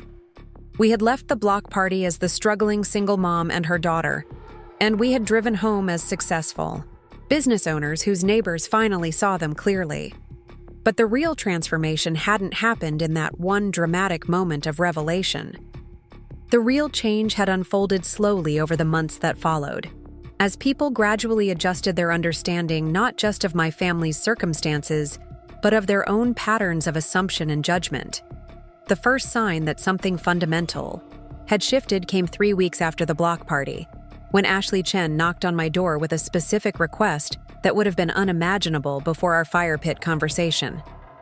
"Maria," she said, standing on my front porch with a legal pad covered in notes, "I need to ask you about something, and I want you to know that I'm asking because of your business expertise, not because I'm trying to make up for past assumptions." I invited her in for coffee, curious about what had prompted this formal approach to a neighborly conversation. "David and I are considering expanding our accounting practice to include business consulting services," she explained, settling into one of my kitchen chairs. "We think there's a market for helping small businesses with financial planning, operations analysis, and growth strategies. But we've never managed multiple locations or dealt with franchise operations." She paused, looking slightly uncomfortable despite her direct approach. "I was wondering if you'd be willing to consult with us about the operational challenges of managing multiple business locations. We'd pay your standard consulting rates, of course. This isn't a favor between neighbors. It's a professional business request." The conversation that followed was unlike any interaction Ashley and I had ever had. She asked detailed questions about inventory management across multiple locations, employee training standardization, quality control systems, and financial reporting structures for multi-site operations. She took careful notes, asked follow-up questions that demonstrated she understood the complexity of what I was explaining, and treated me like the business expert I had always been. What struck me most about the interaction wasn't just that she was finally recognizing my professional expertise.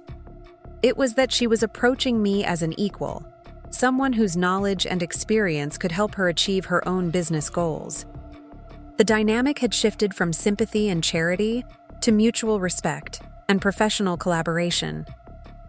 "Maria," she said as our 2-hour conversation was winding down, "I need to tell you something. This is the first time I've really understood what we were missing when we made assumptions about your capabilities.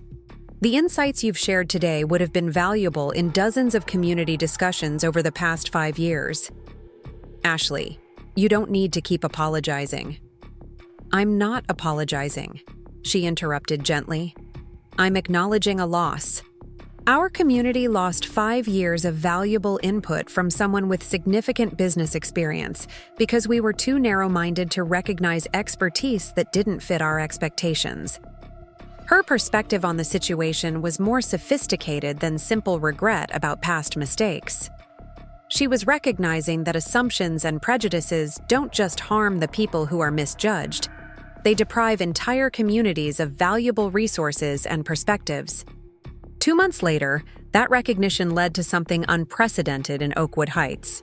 I was asked to chair the newly formed Economic Development Committee, a neighborhood group focused on supporting local businesses and managing the impact of commercial development on our residential community. The invitation came from Linda Morrison, in what felt like a complete reversal of our previous dynamic. "Maria, we've been talking as a neighborhood about creating this committee, and your name came up immediately as the most qualified person to lead it," Linda said during a phone call that I never would have expected 6 months earlier. "The committee is important because we're getting pressure from developers who want to build a shopping complex on the vacant land at the edge of our subdivision. We need someone who understands both business development and community impact to help us navigate the zoning hearings and negotiate with developers." The irony wasn't lost on me. For years, these same neighbors had excluded me from conversations about local business impacts and economic development. Now they were asking me to lead their efforts in precisely those areas. But what impressed me about Linda's approach was that she acknowledged the irony directly, rather than pretending it didn't exist. "I know this is awkward given our previous conversations about community leadership," she said. "But I've realized that good leadership means recognizing expertise wherever it exists, not just where we expect to find it." The Economic Development Committee became a testing ground for whether the insights and revelations from our block party conversation could translate into sustained changes in behavior. Over the following months, I watched my neighbors navigate the challenge of shifting from old assumptions to new understanding.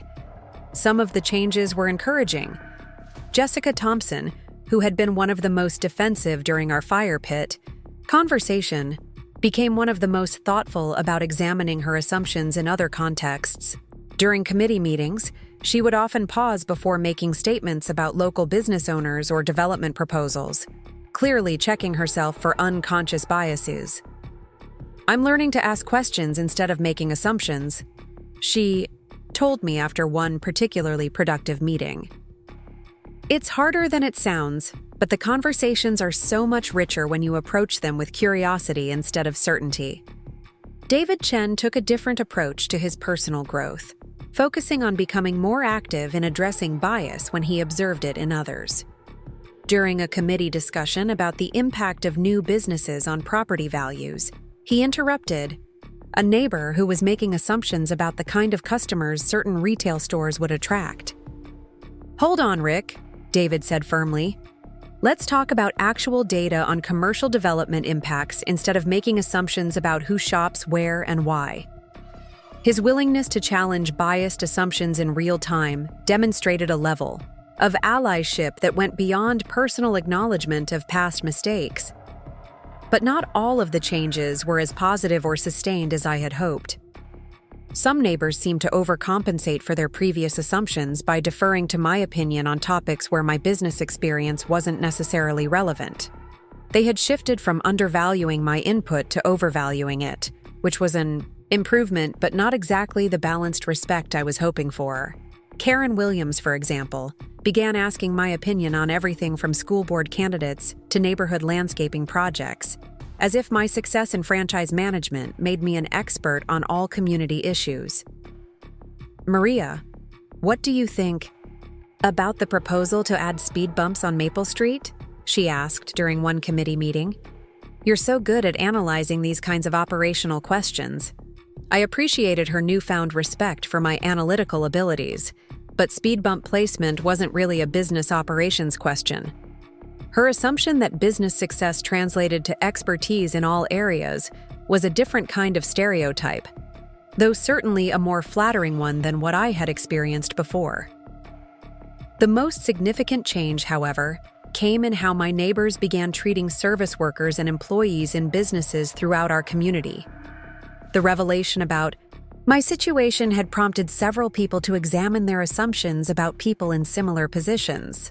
Ashley Chen told me about an experience at a local restaurant where she had made an effort to have a genuine conversation with their server, instead of simply placing her order and ignoring the person bringing her food. "I learned that she's working her way through nursing school, speaks 3 languages, and has some really interesting perspectives on healthcare policy," Ashley said. Before our block party conversation, I would never have thought to ask about her background or interests. Linda Morrison described a similar shift in her interactions with the maintenance staff in the office building where her real estate company was located. "I realized I had been working in the same building with these people for 3 years without ever learning their names or anything about their lives," she admitted. "Now, I make an effort to have actual conversations, and I've discovered that one of them is a part-time real estate investor who probably knows more about property renovation than I do." These changes suggested that the impact of our neighborhood revelation was extending beyond our specific relationships to influence how people thought about service work and employment more broadly. But perhaps the most meaningful change was in how Sophia was perceived and treated by adults in our community. Before the revelation of my business success, she had been seen as a nice kid from a struggling family whose opportunities might be limited by financial constraints. After learning about our actual circumstances, there was a risk that she would be viewed differently because of her family's wealth rather than her own merits. What actually happened was more nuanced and encouraging. Rather than treating Sophia differently because of my business success, neighbors began paying attention to her individual capabilities and interests in ways they hadn't before. Tom Morrison, who had always been friendly to Sophia but had never engaged her in serious conversation, discovered that she had strong opinions about urban planning and sustainable development. Their discussions about community design and environmental impact became a regular feature of neighborhood gatherings. Jessica Thompson learned that Sophia was interested in pharmaceutical research and began sharing information about college programs and career paths in biomedical sciences. Their conversations revealed that Sophia had been reading scientific journals and following drug development news with a level of sophistication that impressed even Jessica's professional colleagues. The shift wasn't that people were treating Sophia better because her family had money. The shift was that people were finally paying attention to who she actually was, rather than making assumptions based on her family's perceived economic status. Sophia herself had some insightful observations about the changes in how adults related to her. "It's weird, Mom," she said one evening as we were discussing the day's events over dinner. "Mrs. Thompson asked me today what I thought about that new Alzheimer's drug that got approved by the FDA. 6 months ago, she would never have assumed I would know or care about FDA drug approvals. How do you feel about that change?" I asked. "It's good, I guess. But it's also kind of annoying that it took them this long to realize I have a brain. Like my intelligence didn't change when you told them about the business. I was always capable of understanding complex topics." Her perspective highlighted something important about the nature of assumptions and recognition. People hadn't just been wrong about my capabilities based on my job. They had been wrong about my daughter's capabilities based on their assumptions, about our family's economic and educational background. The experience had taught Sophia valuable lessons about how people make judgments, and how those judgments can limit opportunities for authentic connection. "I think I'm going to be more careful about assumptions when I'm older," she told me. Like, I want to actually get to know people instead of deciding what they're probably like, based on what they look like or where they work. Her commitment to approaching people with curiosity rather than assumptions gave me hope that the next generation might navigate these issues more skillfully than my generation had. As the months passed, the Economic Development Committee became surprisingly effective at representing our neighborhood's interests in local government meetings and developer negotiations. Our success wasn't just because of my business experience. It was because the committee had learned to value diverse perspectives and ask better questions about complex issues. When we were evaluating the shopping complex proposal, for example, we consulted with current business owners, recent commercial real estate developments in similar neighborhoods, environmental impact specialists, and traffic flow experts. We approached the issue with curiosity about multiple perspectives rather than making assumptions based on limited information. The developer initially tried to present a simplified narrative about economic benefits and community enhancement, but our committee was prepared with detailed questions about everything from construction timelines to long-term maintenance responsibilities. "We've never had a neighborhood committee ask such sophisticated questions," the lead developer admitted during one of our meetings. "Usually, residents either oppose everything or accept whatever we propose. You're actually engaging with the complexities of commercial development." Our success in those negotiations became a model for other neighborhoods dealing with similar development pressures.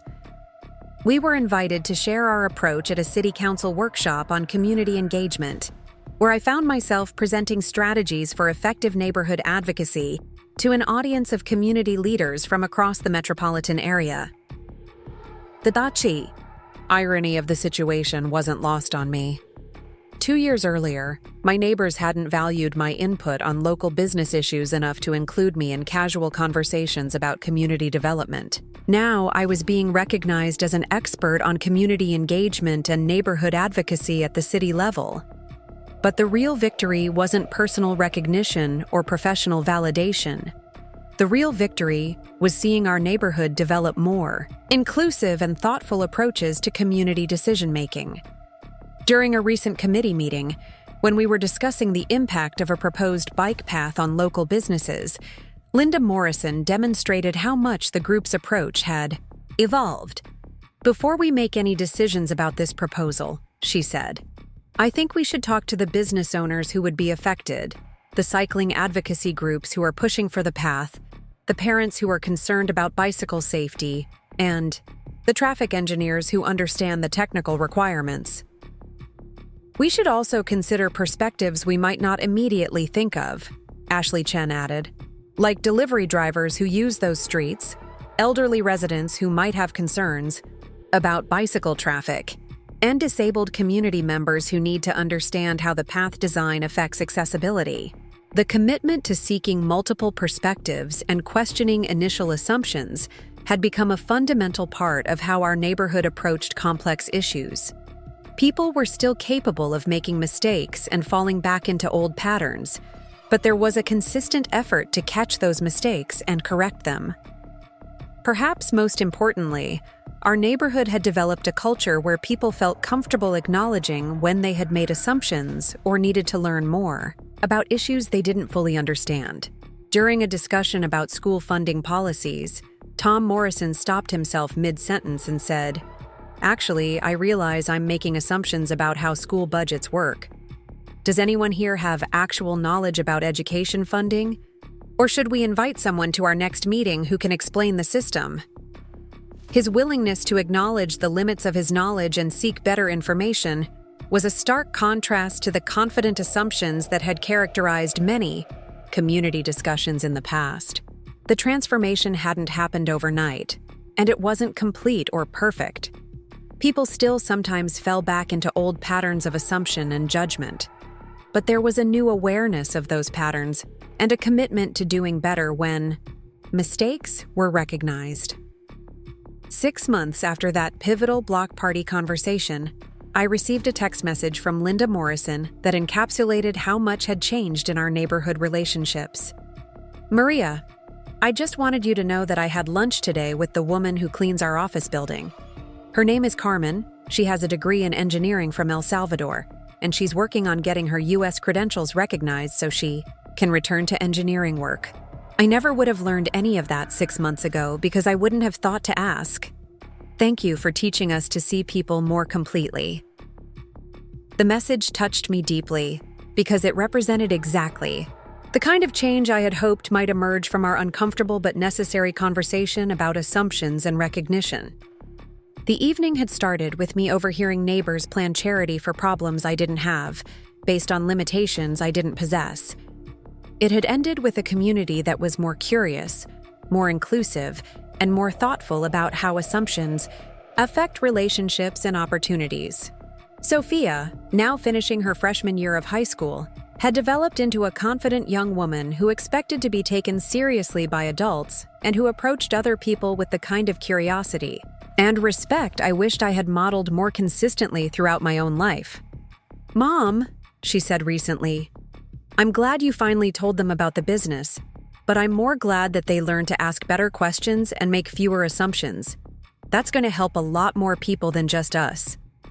Her insight reminded me that the most important outcome of our neighborhood revelation wasn't that people finally understood my particular situation correctly.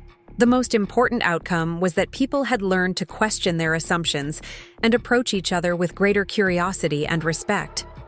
The McDonald's uniform hanging in my closet no longer represented a disguise or a source of misunderstanding. It represented the dignity of work, the value of hands-on management, and the importance of understanding every aspect of your business operations. When neighbors saw me leaving for work now, they understood that the uniform represented ownership, expertise, and strategic business development rather than limitation or financial struggle. But more than that, they had learned to question their initial assumptions about what any uniform or job title might tell them about a person's intelligence, capabilities, or worth.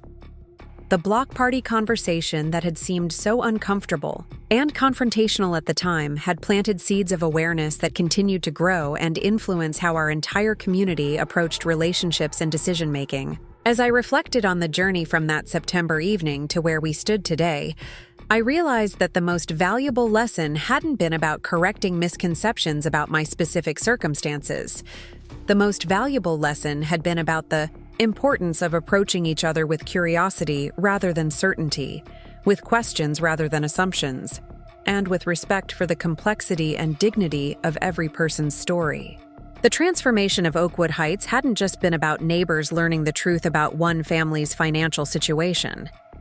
It had been about neighbors learning to see each other more completely, to value diverse perspectives more consistently, and to build community relationships based on authentic understanding rather than superficial judgments. In the end, that was a much more significant achievement than simply correcting assumptions about a successful business owner who happened to wear a McDonald's uniform to work. Up next, you've got 2 more standout stories right on your screen.